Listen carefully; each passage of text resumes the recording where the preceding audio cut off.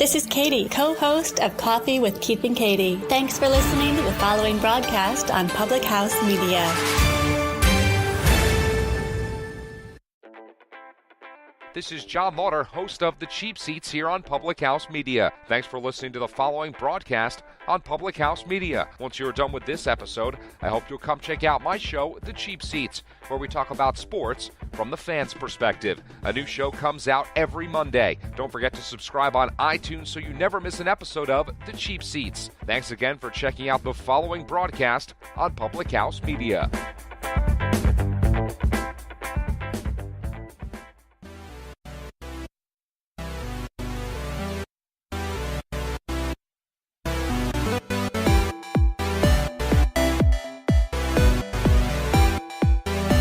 Hello and welcome to Your Soccer Passport here on Public House Media.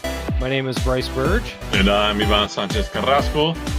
Busy show for you today as we start talking about the potential prospects for the U.S. men's national team head coaching position. We're going to preview the Madrid Derby as well.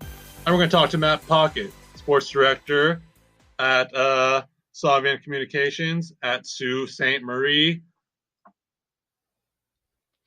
Your Soccer Passport is sponsored by Squadcast. As podcasters that deal with analysts and guests from around the world, being able to record remotely is key. Current industry standards rely heavily on internet connection, but Squadcast changes that with a simple browser-based tool that requires no additional software to install. The audio is recorded locally as high-quality WAV files, then uploaded to the host's computer, allowing solid audio quality. To get started with your remote podcasting recording experience, go to squadcast.fm for your 14-day free trial. So last week, first show, talked about the exodus of Juan Carlos Osorio from the Mexican national team, and that created a very interesting follow-up discussion on whether or not he would come north and take the helm of the United States men's team. In that discussion, through this off week, we've kind of discussed within ourselves about what that could potentially mean to the hunt for the new skipper of the men's national team. And so we thought it'd be a good idea to just kind of talk about who we think are top 5 candidates for the men's national team at the United States level should be, and kind of give an explanation about each one. And Yvonne, I don't know what yours are, you know what mine are, so I'm going to pitch it to you first. Who do you think are your top 5 candidates, and give us like a 2 to 3 sentence explanation why? Yeah, so I think important thing to note about this new coaching search, Ernie Stewart, former U.S. men's national team player, is the first U.S. men's national team GM that they hired, and he started August 1st. So this is really his first chance and his first opportunity to do something as a GM. So he really has to nail this as a men's national team coach. You can say an opinion can be that they've wasted all this time from when they failed to make the World Cup to after the World Cup to get a coach in place and start coming up with a large plan, what to do looking into 2022. But this is where the U.S. men's national team is. It's August. They have some friendlies coming up in September. They don't have a coach yet, but they need to nail it. I think we're both kind of in agreement with Osorio being number 1. He has history with the U.S. men's national team. He has history in the United States. He's coached in the MLS. His kids were born here. He has a good grasp of American culture, which I think is important. For me personally, I think number 2 would be Caleb Porter, former Portland Timber coach, won MLS Cup with them. No longer the coach. He left with his own regard last season. He's not coaching right now. He's kind of a little sabbatical. I think he might be waiting around, hoping to get the job. For me, number 3 would be FC Dallas coach Oscar Pareja, because he's done really well with youth players, a huge youth kind of idea of like bringing in youth players into the men's national team for this new cycle. So I think he would be number 3. I think with him, it would be a little hard to leave his post in FC Dallas because he has full control over. He does a really good job of overseeing the whole youth system at FC Dallas, which is probably the best youth system that the MLS does have from when you come to the youth system all the way up. An interesting name that I really liked with your top 5 is Tab Ramos, the U20 coach. He's done good jobs with them. He's worked well with the youth system at a national team level. The thing I would say against him is he handled the Jonathan Gonzalez situation really terribly. Those who remember in February, Jonathan Gonzalez played for the U.S. men's national youth system all the way up. Didn't get called up to the national team in the November friendlies after USA failed to reach the World Cup. He is Mexican-American, born in Santa Rosa, California. Plays his soccer in Monterrey for one of the best teams in Mexico. Was named to the best 11 of the Liga MX. Didn't get the call up. Mexican people heard he was upset with the U.S. not calling him up. They went after him. He decided to change. Played his first cap in January. So I think when you talk about being a U.S. men's national team coach, you have to consider everything and how do you handle Mexican Americans, Latino Americans, people who might be on the fence about joining one nation or the other. He did not reflect well off that because he said if you feel American, you should play for America. If you don't feel American, don't play for America. I think that's a huge thing. I think that's a huge issue when you consider the men's national team coach and everything that happens going down from the youth system. So I think he's done well with them, but there's some things that when you talk about what makes the U.S. men's national team unique, he kind of screwed the pooch a little bit on that one. And I don't know if that's his mentality or if that was something that was told for him to mention from the higher ups down. But if you're a young player choosing between one nation or the other, that won't reflect well if he's the head coach. I really do like Peter Vermes, coach of Sporting FC. He's been in the MLS. He knows U.S. soccer really well. I think that could be I think he's someone, when you look at the U.S., and someone who's they want to get from within the system and within the MLS culture, something that was a huge disconnect with Jurgen Klinsmann. He's someone who could do something really well with the players and give USA more of an not American feel, but that good old MLS feel connection that was kind of missing with Jurgen. I think that's a really good point because a lot of people are talking about Osorio, and Osorio is my number one as well. He's got to be number one with his experience with Mexico. I think the question is that where does your CONCACAF experience line up with the MLS experience? And for me, that was big in choosing my top 5 because I look at the MLS and I look at how incredibly more difficult the CONCACAF top hex has gotten because of the growth of the MLS. We've seen a number of Panamanians, Trinidadians, Hondurans, all these players from Central America get such a good start in the MLS and grow with their potential.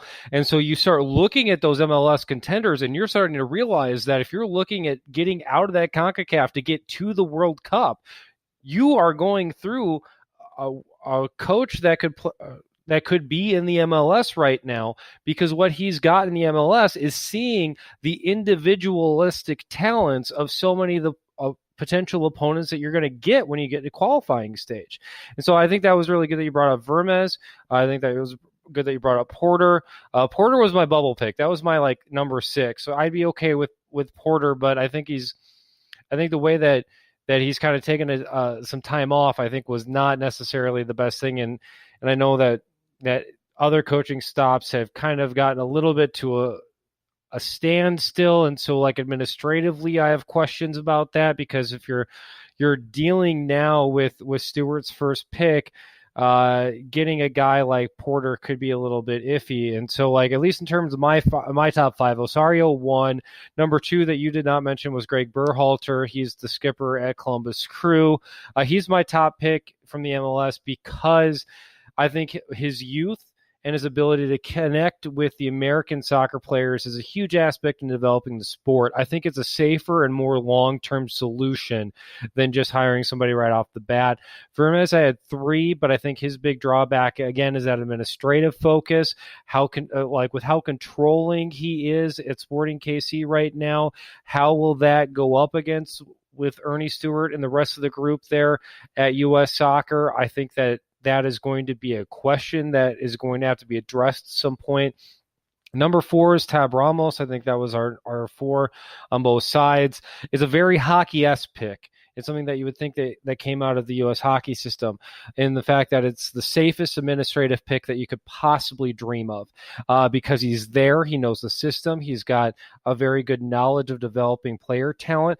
Problem is that, as you made mention earlier, his inconsistency with what to do with the youth talent is way too front forward. I think it is a negative against him in the long term. And even though that I've got him as a pick, I don't have him because I like him. I don't like Tab Ramos as your next men's national team coach. I like him for the fact that if I call it now, then I can say that I was right. And so that's kind of the issue there. Number 5 is my surprise pick, Carlos Queiroz. He was a long-time pick a long time ago, lost the job out to Bruce Arena in 98. But the thing is that he did an amazing job with the Iranian national team the last 7 years. He's shown that he can still put up a good fight and take a team that could be developing, and you got to stop and think and realize what kind of development issues do you have when you miss the World Cup for the first time in many people's lifetimes. And this is the first time in my lifetime that the U.S. has missed the World Cup. And so you got to realize that that's going to take a hit in multiple communities around the country. And so bringing in a guy like Queiroz might help out with that. He does have some MLS experience 20 years ago, but it's your safe pick.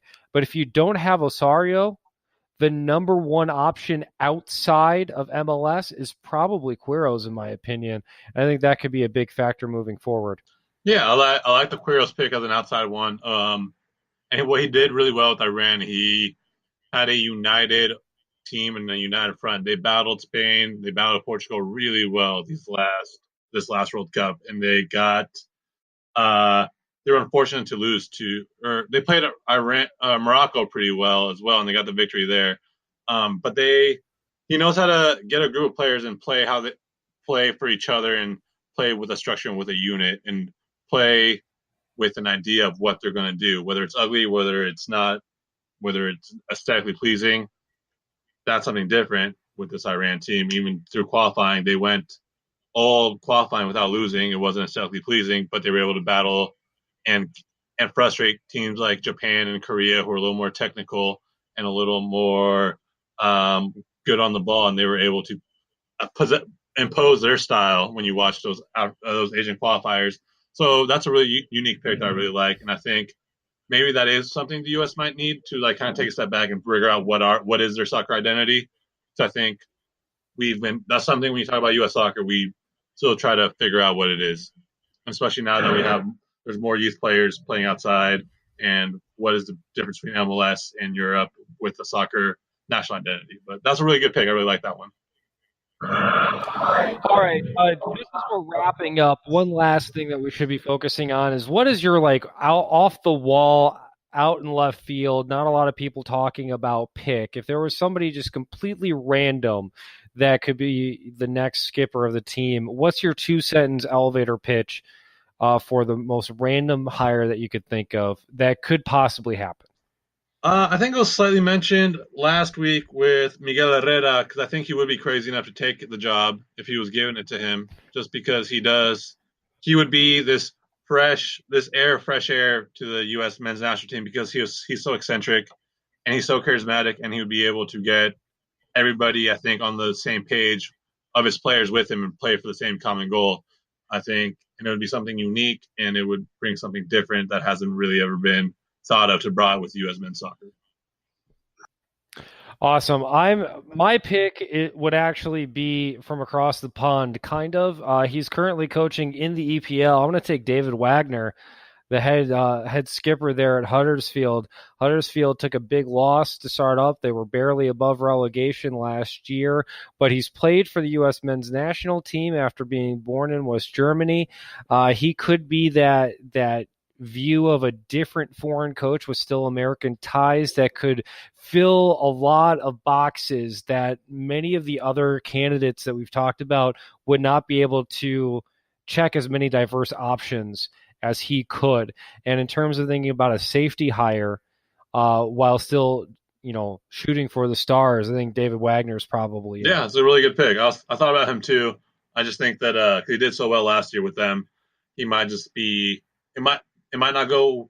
They might struggle a little bit this year, but he'll get the benefit of the doubt because of it. But that's a really good pick. I did think about him as well with the European ties and American ties as well. So awesome pick as well.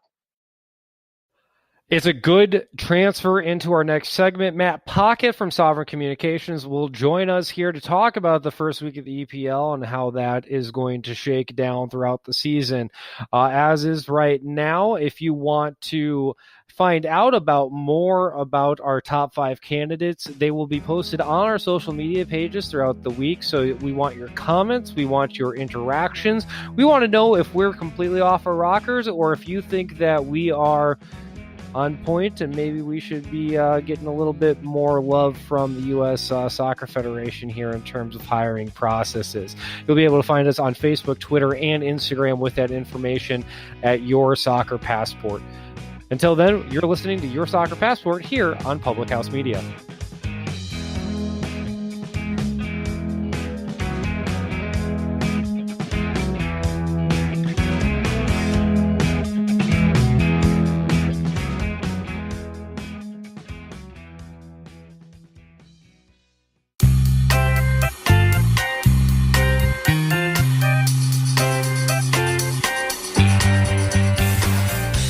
And welcome back to Your Soccer Passport. Joining us now is the sports director for Sovereign Communications out of Sault Ste. Marie, both Michigan and Sault Ste. Marie, Ontario.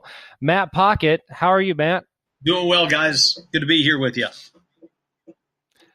All right, so Matt, you're here to talk to us about the EPL, English Premier League, kicked off last weekend. Lots of big results, but it was ultimately the first week of the season. Please tell us, what were your thoughts after this first week? What were some of the stories that kind of popped out to you? Well, I think the question is going to be what, in a lot of people's minds, the obvious one is going to be what happens at the top. I mean, Manchester City looked pretty good, still integrating some of their World Cup pieces back into the side. Liverpool looked good as they really wrecked West Ham. The far more interesting battle to me, though, I think is going to be what happens in that relegation battle. I'm always a fan of a good relegation fight, and I think you've got a couple of teams right now that have to be asking a couple of questions of themselves, and with the window closing a little bit earlier than usual in England, squads don't have a chance to play a game or two, assess their squad, and then try to assess things going into the deadline. So I always love a good relegation fight, and I think there's a couple of teams that already have to be kind of scratching their heads going, are we what we thought we were? Yeah, absolutely. I mean, you look at a couple of big ones already. West Ham lost 4-0. Huddersfield lost 3-0, and then ultimately you have Newcastle United, which makes a point of never spending more than $10 million on a player. So you never really know for sure what's going to happen at the bottom of the table. The question is with that is how can you discern some of that stuff early on? And Yvonne, I think that's a great question for you as the player first here on the panel. What kind of things are you looking at in terms of this first week that have shown you some of the things about the lower end teams in the EPL? Well, I thought for the first weekend, you kind of have to look at, we were impressed by Liverpool, but at the same time, he mentioned West Ham, how terrible they were. Is it because they played a Liverpool who, for the most part, have the same team and are hoping to just click the way they did ending the season? Is it more of that factor, and is a little bit of a factor of letting Pellegrino get his things going on and get his style of play, which is much different than what Moyes was doing last season with West Ham? So if you look at that, I think with a team like West Ham, you have to give them a little time to kind of get settled with the idea they want to do, especially because he's a much more attacking type of player or coach than Dave Moyes was. And I think the interesting thing about the relegation battle is going to be the teams who got promoted. I think Wolves looked very good in their first game. I think Fulham have done a lot of good work in the transfer window as well. Those have been the two teams that promoted who spent a lot, and I think they spent wisely, not only with what they spent, but how they spent it. So I think how well they do, because naturally when you look at teams who just got relegated or just got promoted, you look for them to be the first ones to get relegated as well. But I think there's going to be a huge battle with Brighton, Cardiff City, Huddersfield.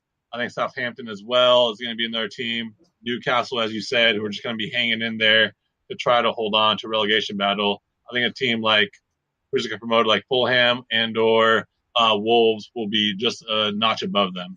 Yeah, I think Wolves are going to be fine. Honestly, Wolves were a team that went out and spent a big pile of money. Fulham did too. I want to wait on Fulham a little bit. I want to see how those pieces gel. I'm still up in the air on them a little bit more than I am with Wolves. I think Wolves will get forward and play a bit more attacking. That'll make them fun. It'll cost them a couple of games, but it'll keep them in some others. I think Wolves are going to be just fine. Huddersfield Town worries me a little bit. I think, again, they're going to be really hard-pressed. Cardiff City showed almost nothing against Bournemouth, and that was a game where I think they held under right around 35% possession, which is not a good number. And Eddie Howe likes to get out and play attacking football, too, with that squad, but Cardiff really didn't show me much in that opening weekend. Newcastle's in an interesting position. You mentioned a team that I think has flown under a lot of people's relegation radar, though, Yvonne, and that's Southampton. They did very poorly last year, and they struggled to score goals. They brought in Mohamed El Yunusi, who I think is a good player from FC Basel. I'm excited to see him in the Premier League, but they really didn't add a whole lot else, and they lost Dusan Tadic, too. Danny Ings comes in on loan for Liverpool. He's got a lot to prove himself because he's been in the Liverpool system for a couple of seasons. So I didn't really think they added a whole lot to really differentiate themselves between this year and last year when you consider they already had a guy like Manolo Gabbiadini in the system, a guy who just didn't produce for them like a year ago. And they were literally a game away from being relegated. I think they got secured the second to last week. They locked in their spot for another year. But, yeah, they haven't done much to reinforce or to re-energize that fan base that we're going to try to stay up. They're definitely going to be one of those bottom 5-6 teams who are going to struggle to stay up. They're going to be in that battle in there all season long, I think. When you compare them to a team like their rival, like Newcastle, I think Newcastle has a little bit more talent, they're a little bit better coach, and they brought a little more better players where they might be able to just stay a step ahead above that real relegation murky water, where Sutherland's going to be where they kind of were last year, just kind of hanging on to the thread, and they'll come down to those last 5-6 games of the season. And where they are, more or less. Is not Rafa Benitez either. Yeah, Rafa Benitez is the best person in the Newcastle system last year was Rafa Benitez. How he 2 years ago got them up from the championship, and then last year, when you mention all the struggles that Newcastle has with buying players and their cheap pockets, Rafa Benitez has been masterful with how he's kept Newcastle up and what he does with Newcastle, and that's a man who's very experienced in the EPL system, and you see it with Newcastle. Newcastle fell that first week to Tottenham 2-1. I know some of the other teams that were brought up. Wolves split 2-2, but Everton did have a red card and were playing a man down. Fulham lost to Crystal Palace 2-0. Southampton actually split a goalless draw with Burnley FC. So they're, you're starting to figure out who looks to be the worst of the group there, and all of the results have been matching what the analysis has been. Matt Pocket joining us here on Your Soccer Passport, along with myself, Brice Burge, and Yvonne Sanchez Carrasco. Yvonne, even though that we've seen this first week already, one of the questions that we had after the Community Shield that we talked about last week was Chelsea and whether or not they'd be willing to be able to come back into the fray right off the bat, or if they had to grow. And it seemed like both you and their leader, Sarri, both felt like it was going to take a little bit more. But since we're talking about relegation possibilities, Chelsea won 3-0 against Huddersfield. Is is this Chelsea squad going to be able to come back into the fight a lot sooner than we thought, or was this a chance to see how bad Huddersfield is in terms of that relegation discussion right off the bat? Well, I will say this about Chelsea. I was very impressed with the midfield balance. I think this is what Sarri brings in because Mourinho, the player he brought in from Napoli with him to Chelsea, he played more of a deep-lying midfielder, which is more the area that Conte has played for Chelsea in the past. The difference between Conte and Mourinho is that Conte is a defensive midfielder compared to Mourinho being a deep-lying midfielder. So when people look at soccer in that aspect, defensive midfielder is going to get more in on tackles and is going to be harder pressed. He's there to break up and cover the back line. You saw that a lot with Conte, with Leicester. You saw that with Chelsea. You saw it with France. A deep-lying midfielder is more there of a distributor and a ball passer, the way you look at Pirlo, the way you look at somebody like Xabi Alonso. So with what I saw from Chelsea this weekend was that Jorginho was playing as that deep-lying midfielder to distribute the ball, and Conte was almost shielding him as a defensive midfielder, just tying up and just closing all the gaps that their opposing team were trying to get at and trying to counter on them. So I think with Chelsea, it'll be interesting to see how well that works with bigger teams. Matt, how do you feel about that? Yeah, I think one of their biggest problems, though, last year was the decision to sell Nemanja Matic over to Manchester United. You sent him over there for a fee that was very reasonable for United to get an excellent defensive midfielder who played a lockdown role next to Conte the year before. Chelsea move on from him, replace him with Bakayoko. Bakayoko doesn't really get it done. They're still missing that key component in there. And I thought that was a terrible individual piece of business. You hand a guy that has helped secure you the title over to one of your biggest rivals for a reasonable fee, weaken yourself in the midfield in the process. Plus, they moved on from Diego Costa a year ago, too, which, let's be honest, that was significant, too. I wonder what they're going to do to bring more out of Morata. I mean, that's going to be a big storyline because I think him and Giroud are going to be the guys who have to come up with goals. Giroud just comes up with timely score after timely score for them. Somehow, some way he gets it done. Can Morata be a workhorse? Because he's going to need to be. You know what you're getting from Giroud. You know he's going to win an FA Cup medal. That's what he always does. What can Morata bring to the table, too? Yeah, I think the difference between when we talk about what they did last year with getting rid of when you look who Chelsea got rid of with Matic next to Conte. Jorginho's a different player. He's not a defensive midfielder. He's a deep-lying midfielder. He's there to, when he gets the ball, to open up and create passing lanes, create space. Where Matic is there more to also distribute, to kill attacks the way Conte was. So there's a different balance of that. Jorginho's there to pass and be more an offensive player in that regard and get their outside backs or attacking players involved and let Conte do what he does, but just do it higher up in the field. Where Matic is also, they're both there to kill off counterattacks, which something Jose Mourinho loved, which is why with a new defense, it's gonna with a new attacking mentality, a new coach, it's gonna be slightly different. Yeah. All right, Matt Pocket, before we let you leave here today, is there any last stories that people that are just kind of joining EPL fandom or in your expert opinion should be paying attention to when they come down to the English Premier League this year? Well, I think the big story, obviously, was we've recently closed the transfer window. I think the big story was who were the winners and losers. I thought Spurs were a big loser. I mean, everybody says, well, they didn't sign anybody. I think it was, for them, I think it was just as important who they didn't sell because they're still hanging on to Toby Alderweireld, who's due to expire after the season and could theoretically walk on a free transfer. He's a guy where we've heard $50 million price tags bandied about. He may leave for nothing in the next window. That is a distinct possibility. Now, I'm cool with not selling him to a Manchester United. Again, another top four possible title contending rival. You don't want to be in the business of strengthening your contenders for that kind of money, but at the same time, he's their third center back, more or less, behind Davinson Sanchez and Jan Vertonghen, who now they're stuck with and may potentially lose for nothing. As far as who Spurs were going to add, boy, they've got so many options. They need to upgrade their depth, but it's tough when you've got Kane, Dele Alli, Lucas, Eric Lamela, Heung-min Son. I mean, they've got so many options up front. Where do you add depth? Because anybody who you bring in to add depth is going to want to play too, and they're not going to play behind Eriksen and Dele Alli and Harry Kane and all these other options. I felt in the transfer window, Everton did well. They're an interesting one to watch. Liverpool got really, really strong again, adding a bunch of big pieces, Fabinho and Naby Keita.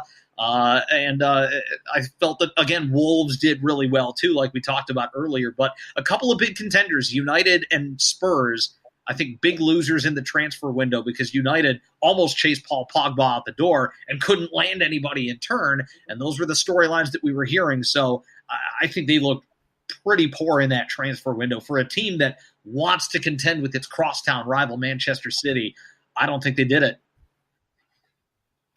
All right, Matt, for anybody that has listened today, if they want to find you on social media or a website or anything, where can they find your content? Well, I'm there. You can find me on Twitter at CornerPocket422. I'm not on there a ton, but I do take requests. I do check it pretty frequently. I just don't post a lot lately. But that's probably the best way, or on Facebook too, at facebook.com/CornerPocket422. All right, well, thank you for joining us as the first official guest here on this very young Your Soccer Passport. In the meantime, though, we are going to take a break, and when we come back, we'll be discussing the European Super Cup edition of the Madrid Derby. You're listening to Your Soccer Passport here on Public House Media.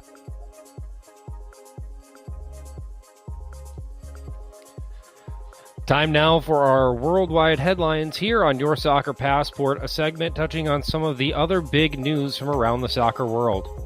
The U.S. Women's U20 World Cup knockout round is set. France and the Netherlands move out of Group A, England and North Korea from Group B, Spain and Japan in Group C, and Germany and Nigeria advance from Group D.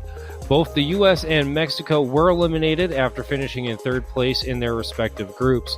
Quarterfinals begin Thursday, August 16th in France. Peru has retained men's national team coach Ricardo Gareca. His new deal is for 3 years, meaning El Tigre will stay on through the World Cup qualifiers. Gareca has brought Peru back to the World Cup for the first time in over 30 years and has a 22-12-12 record with the national team. The Spanish Super Cup final was Sunday night as Barcelona came from behind to defeat Sevilla 2-1.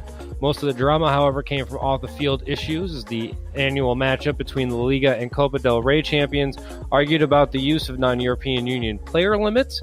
Input from personal player rivalries also had an impact, as well as the shift to a one-game format instead of 2 home-and-home legs. Today's worldwide headlines are brought to you by Public House Media in honor of Press Row and Choose to Rise being nominated for the 2018 Podcast Awards. Congrats to those podcasts for their continued success with Public House Media.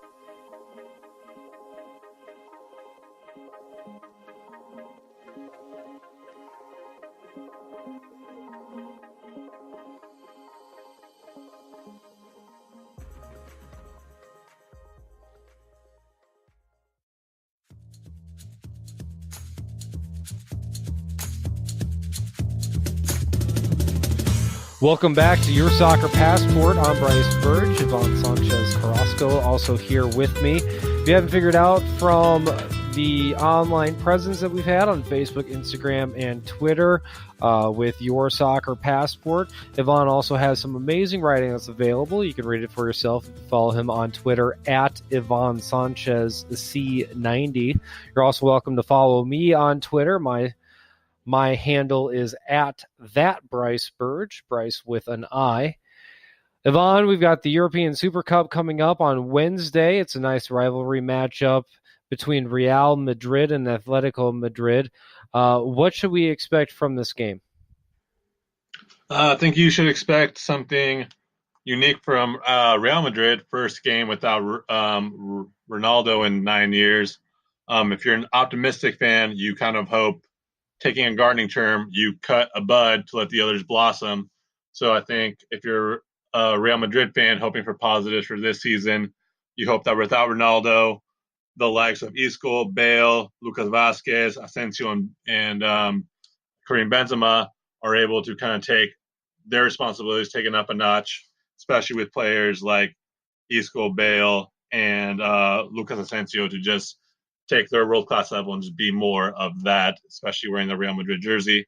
From the Atletico Madrid side, it's a Diego Simeone coach team. You expect them to be very well disciplined on defense, especially when you have Gordin, Jimenez in the back line. You have Oblak in goal, and you look for them to break and catch Real Madrid on the counter, like they've done very well with Costa, Griezmann, and they just bought Lamar from Monaco as well, and that's another added midfielder who's very dynamic. So it'll be really interesting to see this rivalry. I do expect. The real question is, what will happen? Will there be more red cards between Costa and Ramos, or will there be more goals between the game itself? That is the big question of the game. It's a little bit of a glorified friendly in that regard, but you got two city rivals. Real Madrid have beat Atletico three times in European competition. Atletico has been doing pretty well at beating Real in domestic type, but they'll be looking to get off to a good start for La Liga starting off next weekend. And that's ultimately the big issue with all of this kind of stuff, is that when you get to a Super Cup final or these extra tournaments that so many people are involved in, obviously it creates a great opportunity for rivalries, but you also have the personal rivalries in there, and you touched on that with the red card comment, which I thought was very funny. But ultimately, when you start looking at this kind of stuff, there's goals, and then there's goals scored. And at this point, between such a good defensive and offensive matchup, especially with Ronaldo not being there for Real Madrid, who do you expect to take this title? I'm going to go Real Madrid 2-1. I think it will be I think once the first tackle gets in, it's going to get testy, and the fact that it could be kind of a glorified friendly will be thrown out the window. Diego Simeone is a passionate coach. He knows how to get his team riled up and get them focused on the goal at hand. And you have a Madrid side who, even without Ronaldo, still might have the best 11 in the world when you look at Cruz, Casemiro, Modric, who's coming off probably being the best player in the World Cup, possibly. You still have Sergio Ramos. You have Varane, who showed he might be the best defender in the world. So you still have a fantastic matchup of these two teams who don't like each other, these two fan bases who don't like each other. And regardless, there's going to be a party in the middle of the city of Madrid on Wednesday night for the winner. And I think within 10 minutes, within 15 minutes, Diego Costa or Ramos will get the rivalry turned on and get flames going. And I can't wait for this game, to be quite frank. It should be a great game. That game will be on Wednesday, August 15th, the European Super Cup final between Real Madrid and Atletico Madrid. Remember to subscribe to Your Soccer Podcast on iTunes, Spotify, and wherever your favorite podcasts are found. I am Brice Burge. I'm Iman Sanchez Carrasco. We didn't get fired after the first week. We got a second show. Yeah!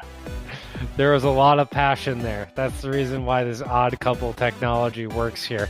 All right, you've listened to Your Soccer Passport on Public House Media.